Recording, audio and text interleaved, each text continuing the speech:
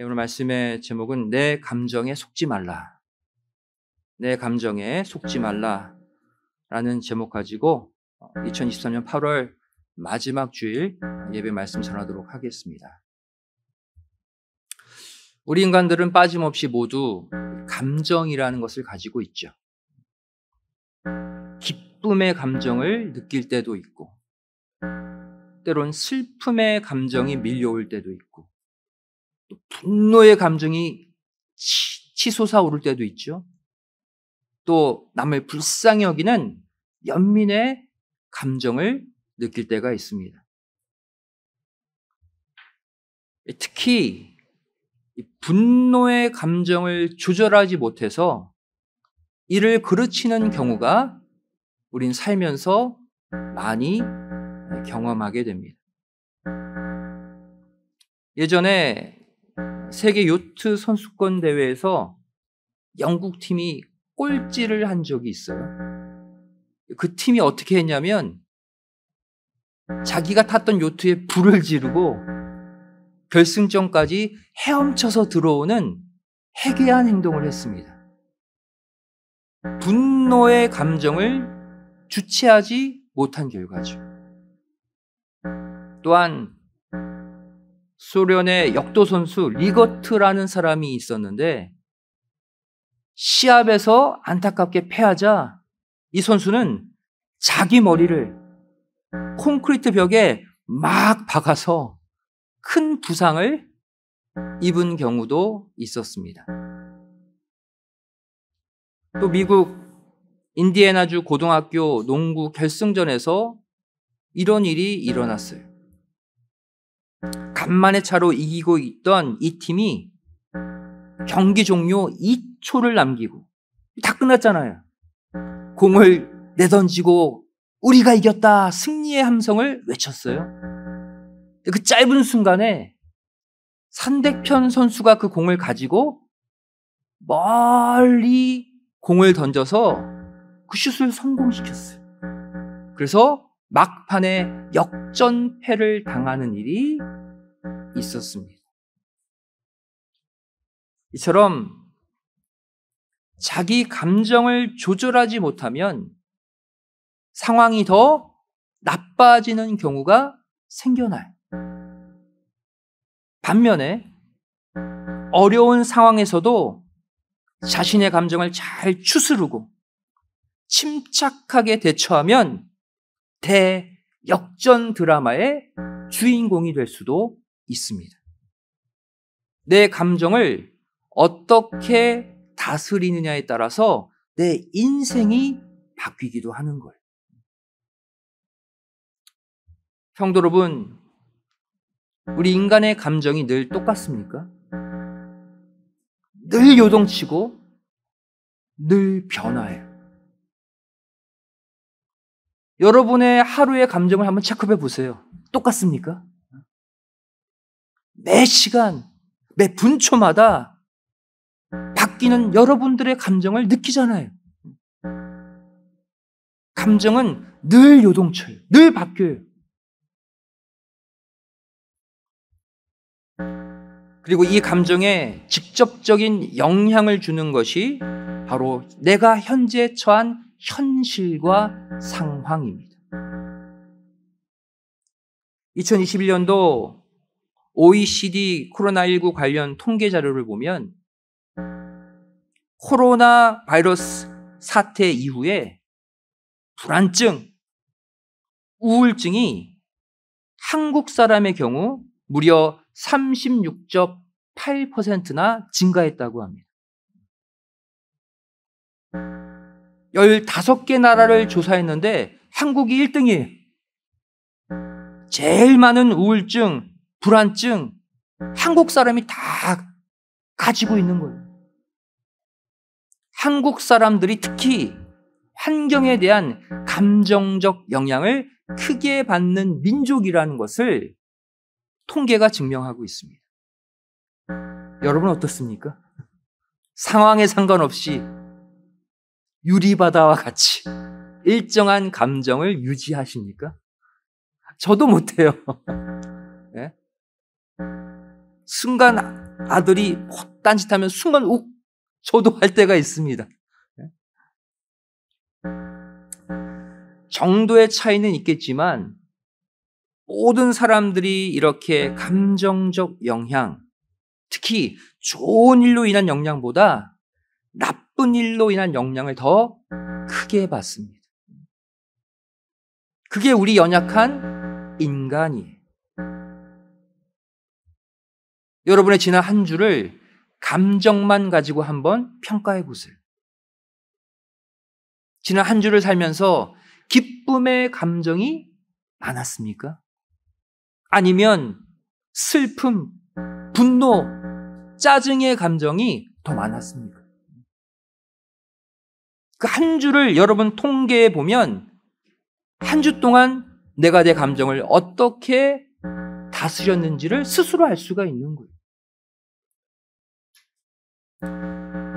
여러분, 실망하지 말 것은 감정의 기복, 감정을 잘 컨트롤하지 못하는 경우가 우리에게서만 일어나는 게 아니라 믿음의 위대한 선진들 안에서도, 심지어 위대한 선지자들 안에서도 감정의 변화가 심하게 일어난 것을 볼 수가 있습니다.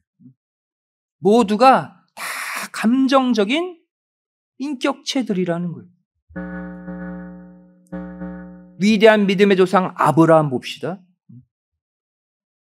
처음 자신의 고향 갈대아 우르를 떠날 때까지만 하더라도 아브라함은 강력한 믿음으로 자기 감정을 통제한 채 하나님의 명령에 순종한 것을 볼 수가 있습니다. 히브리서 11장 8절 말씀 보세요. 이 믿음의 장에 왜 아브라함이 기록됐습니까? 자기 감정을 잘 통제했기 때문이에요. 믿음으로 아브라함은 이렇게 시작하죠. 부르심을 받았을 때에 순종하여 장래 기업으로 받을 땅에 나갈새 갈 바를 알지 못하고 나갔으며, 하나님이 아브라함에게 정든 고향을 떠나래요. 그런데 어디로 가야 할지를 알려주지 않고 떠나라고 했어요. 그 순간 아브라함 안에 어떤 감정이 들었을까요? 생각해 보신 적 있어요? 갈 바를 알지 못하고 나갔으며, 이 말이 거짓말이 아니잖아요. 정든 고향, 나름대로 거의 문명 발달지거든요. 갈대아 우르가 잘 살고 있다가 가정, 재산 다 버리고 순간 떠난 그때에 아마도 아브라함 안에 두려움의 감정이 생겼을 거예요. 정든 가족, 친척을 떠나야 하는 슬픔의 감정 당연히 있었을 거예요. 하지만 아브라함은 그 모든 감정을 믿음으로 통제하고 말씀에 순종하여 나아갔다는 거예요. 성경 어디에도 아브라함이 고민했다, 슬퍼했다, 화냈다, 섭섭해했다 기록되어 있지 않잖아요. 하지만 이러한 아브라함도 자녀를 주기로 약속하신 하나님께서 10년이 다 되도록 아브라함에게 자녀를 주시지 않자 그에게도 감정의 변화가 일어나기 시작합니다. 창세기 15장 2절 말씀 보시면 아브라함의 하나님에 대한 감정이 드러나 있어요. 아브라함이 가로되 주 여호와여 무엇을 내게 주시려나이까? 나는 무자하오니 나의 상속자는 이 다메섹 엘리에셀이니이다. 이전에 하란을 떠날 때 자녀 주겠다 말씀하신 지 10년째예요. 하나님이 나타나자마자 아브라함이 한마디도 따지죠.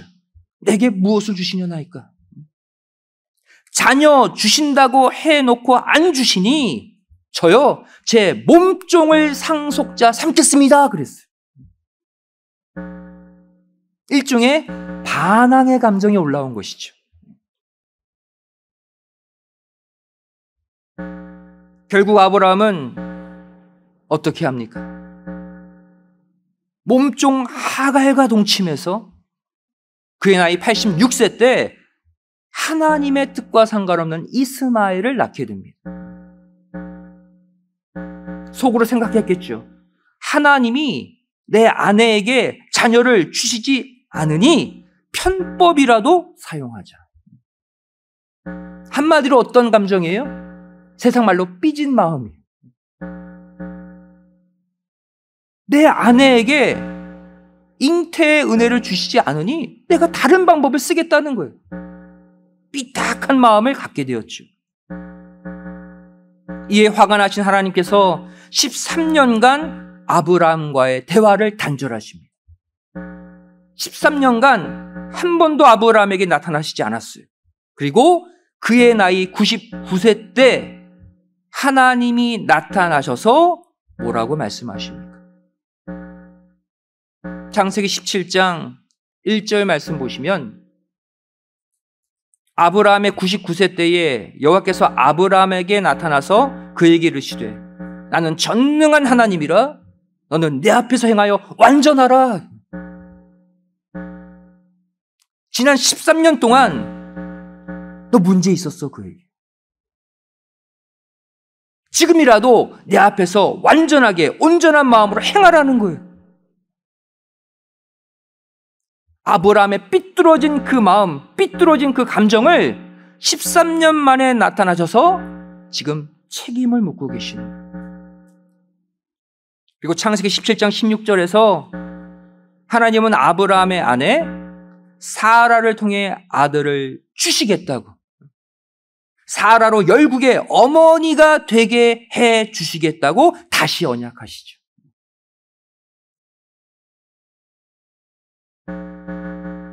이 정도 됐으면 아브라함이 어떻게 해야 됩니까? 죄송한 마음, 미안한 감정으로 아멘 했어야죠. 근데 이때 아브라함의 반응 보세요. 이때 아브라함의 감정 보세요. 창세기 17장 17절, 18절에 아브라함의 또 다른 감정이 나타나 있죠. 아브라함이 엎드려 웃으며 심중에 이르되 100세 된 사람이 어찌 자식을 낳을까? 사라는 90세니 어찌 생산하리요 하고 아브라함이 이에 하나님께 고하되 이스마엘이나 하나님 앞에 살기를 원하나이다. 하나님이 아들 주신다고 해놓고 안 주셔서 그래서 제가 여종통에 이스마엘 낳은 거잖아요. 제가 문제입니까? 하나님이 문제 아니었습니까? 내 아내가 지금 늙어서 경수까지 끊어졌어요. 그런데 무슨 제 아내가 아들을 낳습니까? 이미 첩 하갈을 통해 낳은 아들 이스마엘이 있으니 이스마엘이나 잘 살 수 있게 축복해 주세요. 어느덧 하나님을 향해 냉소적인 감정, 차가운 감정으로 바뀐 아브라함을 볼 수가 있어요.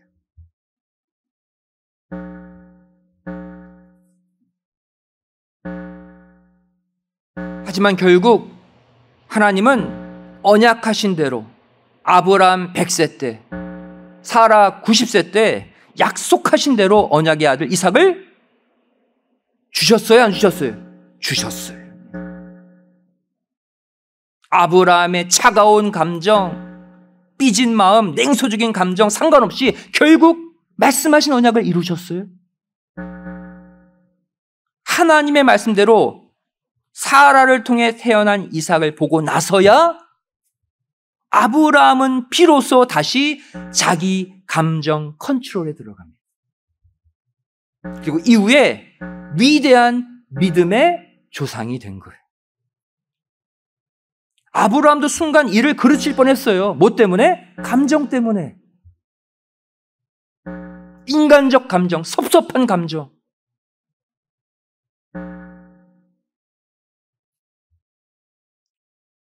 여러분 살면서 하나님께 이렇게 섭섭한 감정 느끼실 때 없었습니까?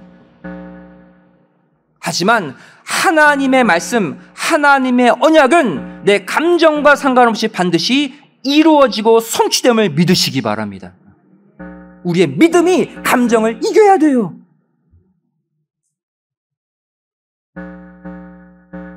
또 구약을 대표하는 선지자 엘리야 한번 보세요. 엘리야는 보통 선지자가 아닙니다. 산채로 유일하게 사막 권세를 뚫고 하늘로 변화되어 올라간 선지자가 엘리야예요. 하지만 엘리야가 사역한 당시에 북이스라엘 나라는 정말 암흑기였죠. 온갖 우상과 거짓 선지자들을 허용했던 북이스라엘 당시 왕 누구였습니까? 아합 왕. 또 그의 아내 이세벨. 이들이 통치했던 암흑의 시기에 엘리야는 활동하고 있었어요. 결국 어느 지경까지 이릅니까? 엘리야는 홀로 바알 아세라 선지자 850명과 갈멜산에서 영적 전투를 벌이게 되죠. 여러분, 이 순간 엘리야의 감정은 어떠했을까요? 여러분, 성경 인물 속에 그들을 당시의 감정을 보면 그들의 믿음을 알 수가 있어요. 오늘도 마찬가지입니다. 어떤 사건을 대할 때 내 감정을 보면 거기에 내 믿음이 묻어나는 거예요. 물론 이 당시 인간적으로 얼마나 무섭고 떨렸겠습니까? 성경엔 기록되어 있지 않지만 여러분 어디 나가서 그것도 원수입니다. 원수 850명 앞에 여러분 혼자 선다고 생각해 보세요. 그들과 전투를 한다고 생각해 보세요. 떨리지 않겠습니까? 무섭지 않겠습니까? 당시 백성들마저 아합 왕과 거짓 선지자들에게 압도되어서 아무도 엘리야 편에 서지 않았습니다. 백성들은 구경꾼이었고 엘리야 혼자 850명의 그 거짓 선지자들을 대항하고 있었어요. 그런데도 어떻게 엘리야는 담대히 이 바알 아세라 선지자 850명 앞에 나설 수 있었을까요? 엘리야가 떨었다라는 감정 기록되어 있지 않잖아요. 바로 엘리야의 마음속에 자리 잡은 인간적 감정, 두려움의 감정을 압도하는 하나님의 말씀의 불이 엘리야의 마음 안에 이미 활활 타오르고 있었기 때문입니다. 분명 두려운 감정 있었어요. 하지만 하나님의 언약의 말씀의 불이 그 감정을 다 태워버린 거예요. 압도해버린 거예요. 정복해버린 거예요. 그 결과 실제로 엘리야의 제단, 엘리야의 제물에만 하나님의 불이 임했죠. 그래서 850명의 바알, 아세라 선자들을 엘리야가 단숨에 무찌를 수 있었어요.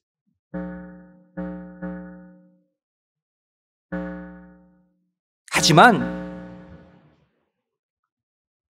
다음의 말을 들은 후 엘리야의 감정은 극도로 흔들리기 시작합니다. 우리 다 같이 열왕기상 19장 1절, 2절을 찾아서 읽어보도록 하겠습니다.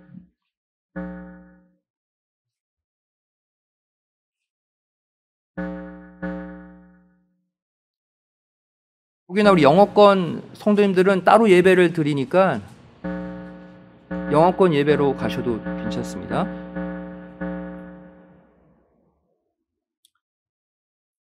열왕기상 19장 1절 2절 구약성경 549페이지입니다.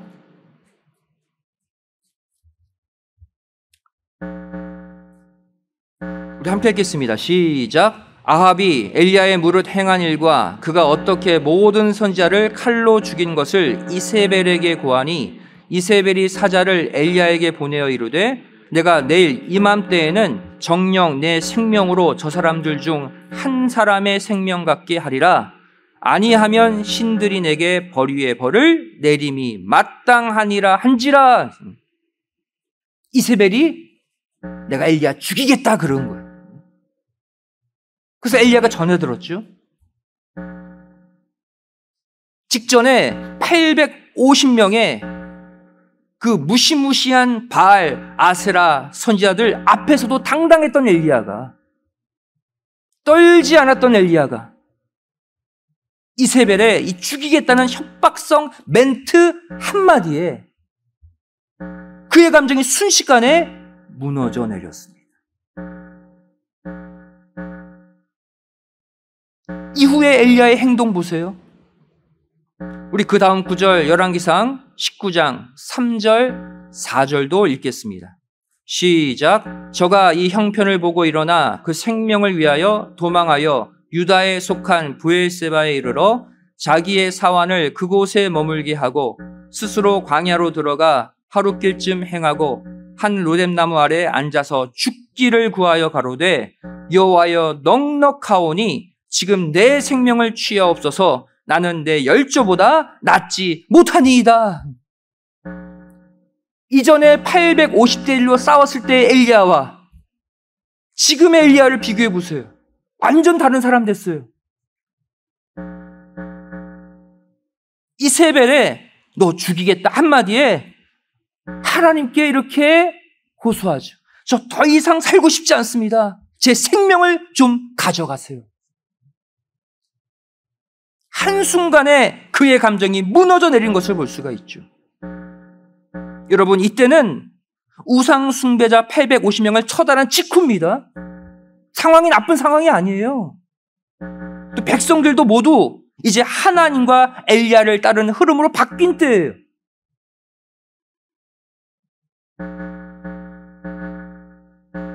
이전에 850대 1로 싸울 때보다 훨씬 좋은 상황인데 왜 이세벨의 한마디에 엘리야의 마음이 무너졌을까요? 우리가 그 이유를 알아야 돼요.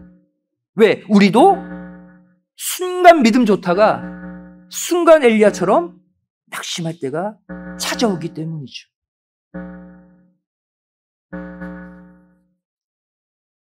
엘리야의 마음이 순간 무너져 내린 이유, 그동안 굳게 붙잡고 있었던 하나님의 말씀을 순간 놓쳐버렸기 때문에, 순간 말씀을 잃어버렸기 때문에, 말씀의 통제하에 있었던 엘리야의 감정이 순간 말씀의 통제를 벗어나서 환경에 얽매여 버렸기 때문에 그 순간 우리의 감정은 요동치고 주체할 수 없게 됩니다.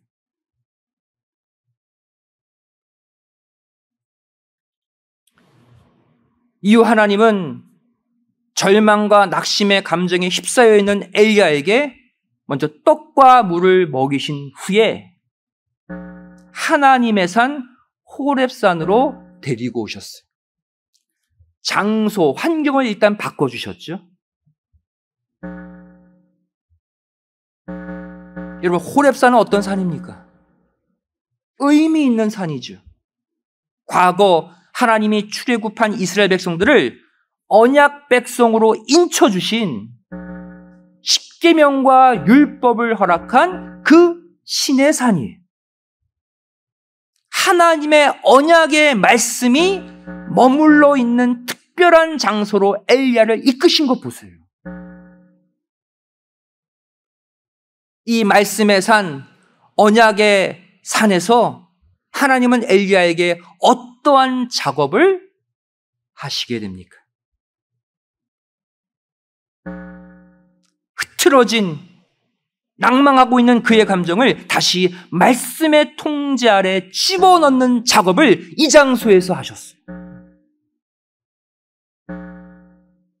하나님의 말씀의 통제에서 벗어나서 낙심한 거 아닙니까? 다시 그 말씀 안에 엘리야의 감정을 집어넣는 그 일을 언약의 산, 말씀의 산, 신의 산, 호렙산에서 하시는 거예요.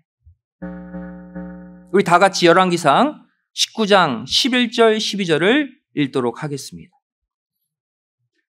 하나님이 이 작업을 얼마나 섬세하게 이루어 가셨는지를 우리가 이 구절을 보면 알 수가 있어요. 그리고 우리는 이 구절을 통해 환경과 상황에 지배받는 우리의 감정을 우리도 회복시킬 수 있어야 합니다.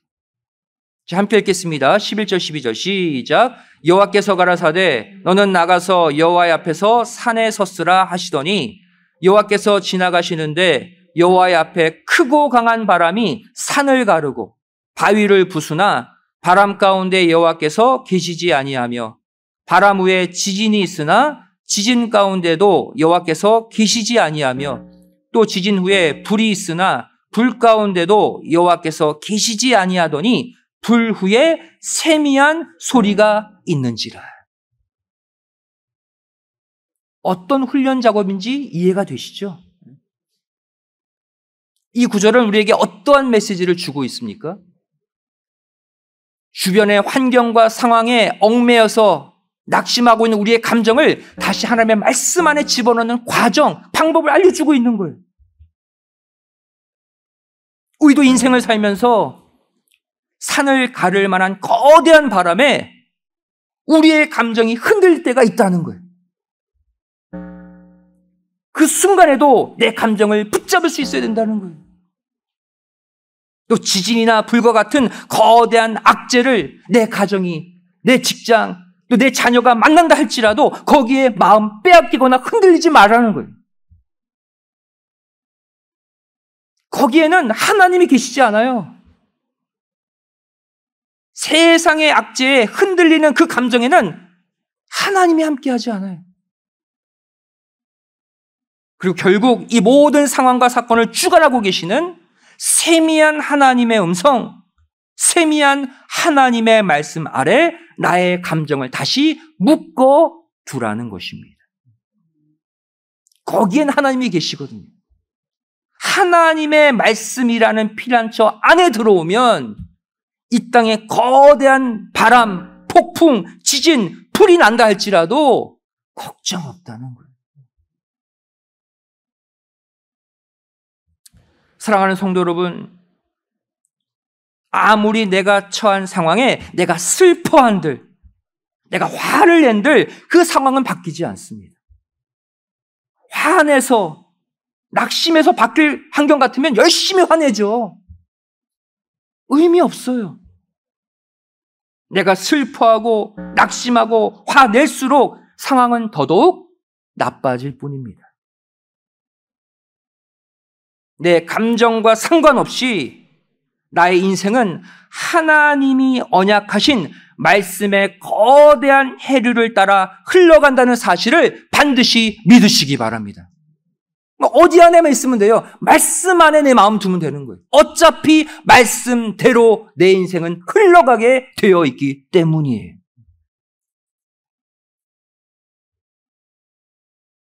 수많은 상황, 환경, 주변에 커다란 허리케인이 막 몰려오고 지진이 일어나고 큰 불고둥이 속에 내가, 내 자신이, 내 가정이 들어간다 할지라도 거기서 우리가 해야 할 일은 하나뿐입니다.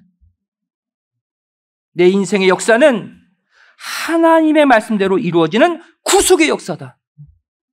이 사실을 인정하고 이 땅에 다른 것이 아닌 하나님의 말씀만이 결국 나를 축복의 목적지, 생명의 목적지로 인도할 것을 굳게 믿고 그 말씀의 주권 안에 내 감정을 두는 것입니다. 내 모든 감정을 말씀에게 맡기는 거예요. 여러분, 그러한 시각으로 오늘 본문 말씀을 다시 보세요. 오늘 본문 이사야 40장 6절부터 8절을 이 시각으로 보시면 이해가 돼요. 제가 다시 읽겠습니다. 말하는 자의 소리여 가로되 외치라. 대답하되 내가 무엇이라 외치리이까? 가로되 모든 육체는 풀이요 그 모든 아름다움은 들의 꽃 같으니 풀은 마르고 꽃은 시들면 여호와의 기운이 그 위에 불미라. 이 백성은 실로 풀이로다.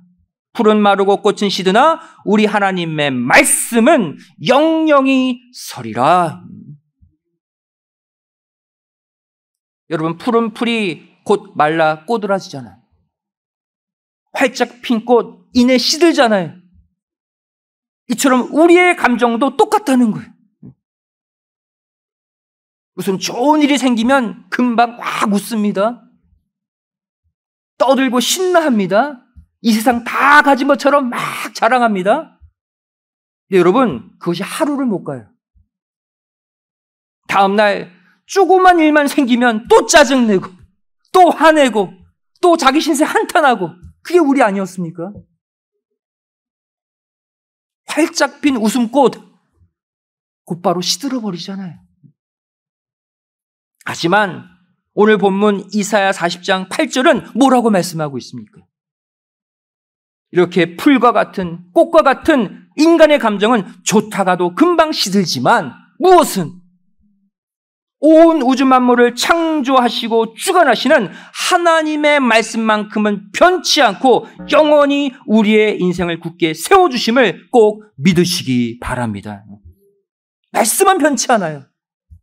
말씀은 영원히 살아서 생명의 역사를 끝까지 이루어냅니다. 목회자인 저도 마찬가지. 누가 저한테 이렇게 물을 때가 있어요. 목사님, 이번 주 어떻게 지내셨어요? 저는 솔직히 이렇게 얘기해요. 교회가 평안하면 난 좋아.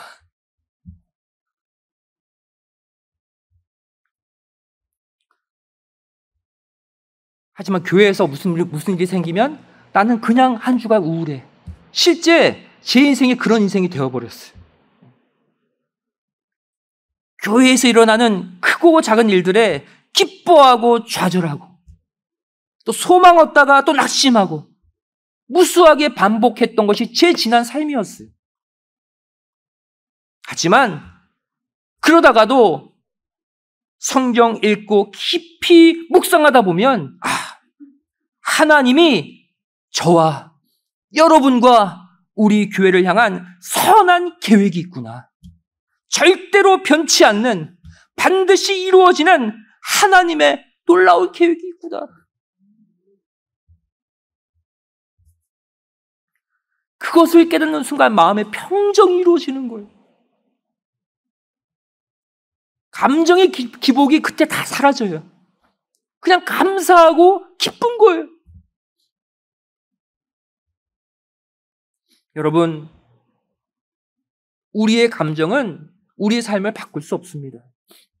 하지만 하나님의 말씀은 우리가 믿기만 하면 우리의 삶을 저 높은 곳에 끝까지 올려준다는 걸 믿으시기 바랍니다. 내 감정 믿지 마시고 하나님의 말씀만 믿고 사세요. 반드시 그 말씀이 우리를 평강의 길로 인도하십니다.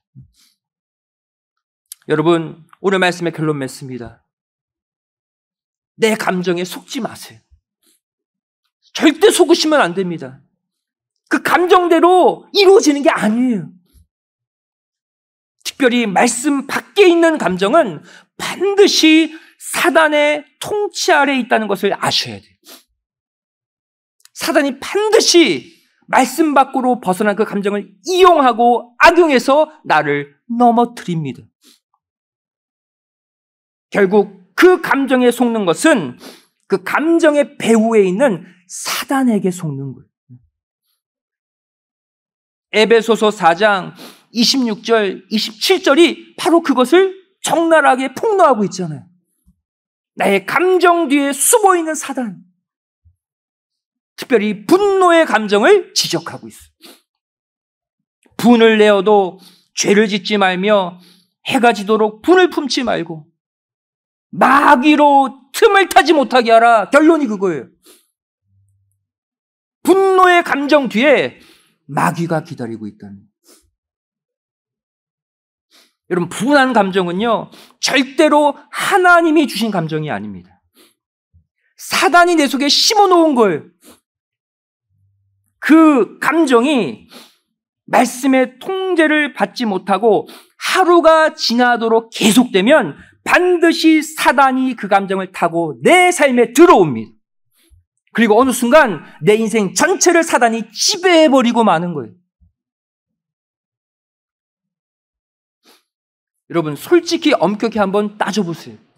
내가 화낸다고 정말 그 상황이 화낼 상황입니까? 엄밀히 보면 아니에요.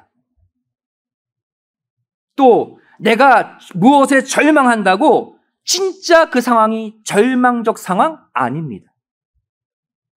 내 감정에 속는 거예요.